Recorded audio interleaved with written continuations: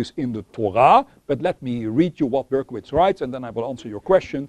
He says, the Torah, its mission, goes beyond implementation of its own rules. It goes beyond the implementation of its own rules.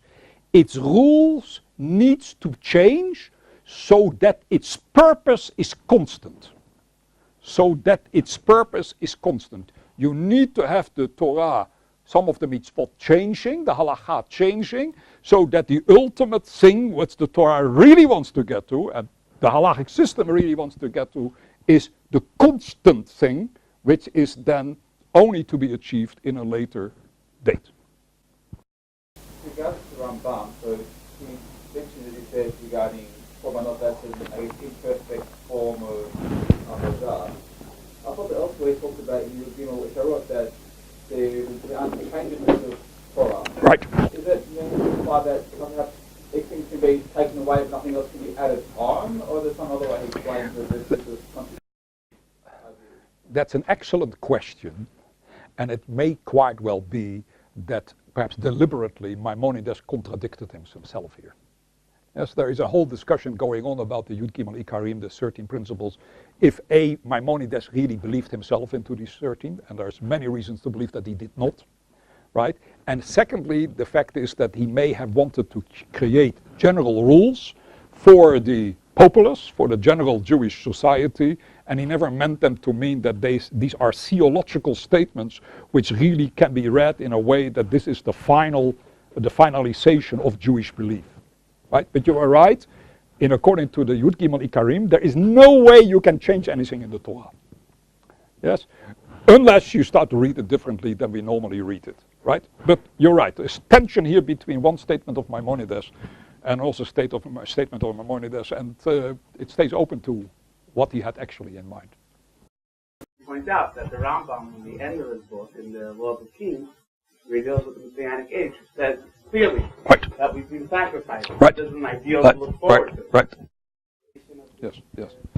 I wrote a long article about this, and to try to somewhere justify Maimonides' his two different opinions in my book called Between Silence and Speech.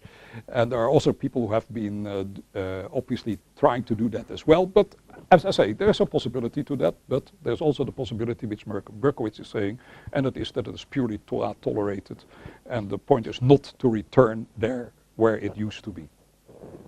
Let me read you one or two more statements of of Berkowitz, and then I will respond to what you would like to ask.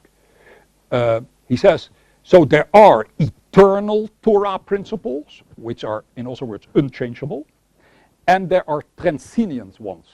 There are to be removed according to the requirements of the time. But he says the whole purpose is to outgrow those who are tolerated, only so that the telos, which is the word for the ultimate purpose, will be achieved one day. That creates tension in the Jewish system is absolutely true.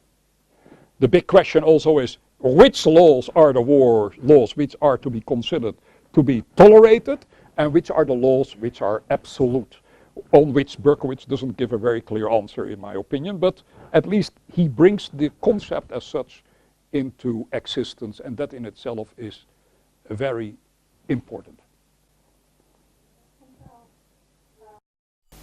God took the trouble to reveal himself to us at Mount Sinai and to give us the laws of the Torah. Wouldn't it be respectful to wait for him to tell us otherwise if he knew to change them? And according to Berkowitz, that's exactly what he did. Berkowitz says that built into the Torah text, which is part then of the Torah Shabbal Pei, there is this idea that certain things are not to be there all the time.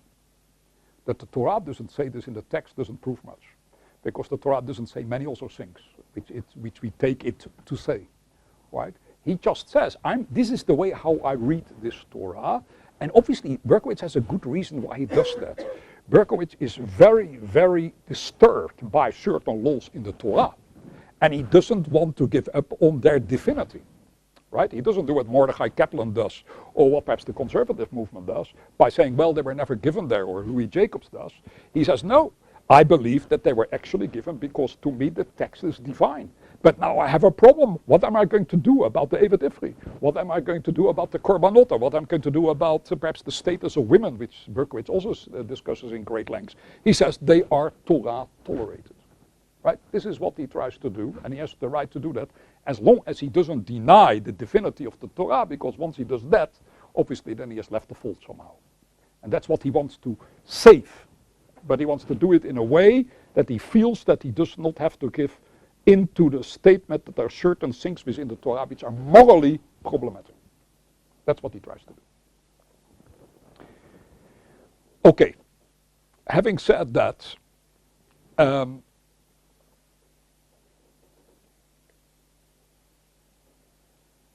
this may relate, just one moment, this may relate to what I said last week and what I just repeated today, and that is the fact that somewhere within the system of the Torah, there is something about certain laws disappearing again at a certain hour. When?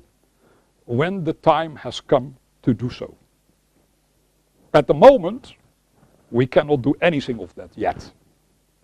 But the question which needs to be discussed is, theoretically speaking, is would there be such an opportunity, and I want to move in another direction, or better, I'm not prepared, because I think it is much too dangerous to start suggesting, well, this is Torah tolerated, and therefore we should now do away with it.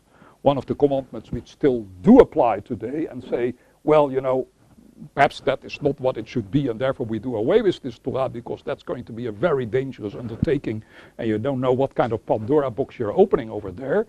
But, and this is the point which I'm going to make later on, is what's about rabbinical law? Because rabbinical law is a very different story than the Torah laws itself. I come to that in a moment. First of all, just when I read Berkowitz, I once dealt with him in a paper, that's the whole thing. Yeah. And I feel, on the one hand, it's a courageous struggle to try to articulate, try to find a way of reconciling the tension. On the other hand, I came away with the feeling that he's being apologetic. I couldn't, as Eamon knows from that feeling, that what he's saying, it just doesn't resolve the issue, it doesn't resolve the issue, and it doesn't have the rent, it doesn't have the weight. And I think Rachel has a good argument that if you don't find within the Torah itself any kind of conditions of when things are applicable, then you run into a problem. And secondly, I think that what the gentleman before asked about the Ikar HaChes, the divinity of the Torah, and the second one about the Torah is about Table Chesed, is that really he instead of tweaking principle 8, he's tweaking principle 9, which really brings us back to the same issue. Once we're saying that the mitzvot of the Torah were given within a certain time, and therefore has to do with what was going on at that time, but then somebody can look today and say, well, the whole society today is very, very different, and therefore I can say the Torah was divine. The Torah was divine. So then, now, God didn't talk for now. God spoke then. And that I think is, how do you deal with that? Because not only, because here I'm saying something more radical than Berkowitz is saying. What I'm saying is that approach lends me to say that the Torah was only given for a certain social, for a certain historical period, and beyond that, it doesn't have that value. I admit that is a problem with Berkowitz. I definitely agree that problem exists. But remember one thing, I don't agree with you on the fact that he doesn't have Mekorot to work from. I think there are Mekorot already also, there are Midrashim about the Korbanot, which seem to indicate that they were only given for a certain amount of time and that they were taken over by the non-Jews. There are definitely Midrashim like that. As I said, Maimonides, and now the question is Maimonides an official, authentic, orthodox view, yes or no, when he starts to speak about the Korbanot? Yeah, that's obviously up to, discussion. I fully agree with that. I'm, as I said before, I'm only trying to make you aware of these thoughts, which doesn't mean to say that I am fully in agreement with them or I feel completely in peace with them. I'm just saying this is part of the discussion which is taking place and which we may have to take into account for also those reasons I come later to. But definitely the problem as such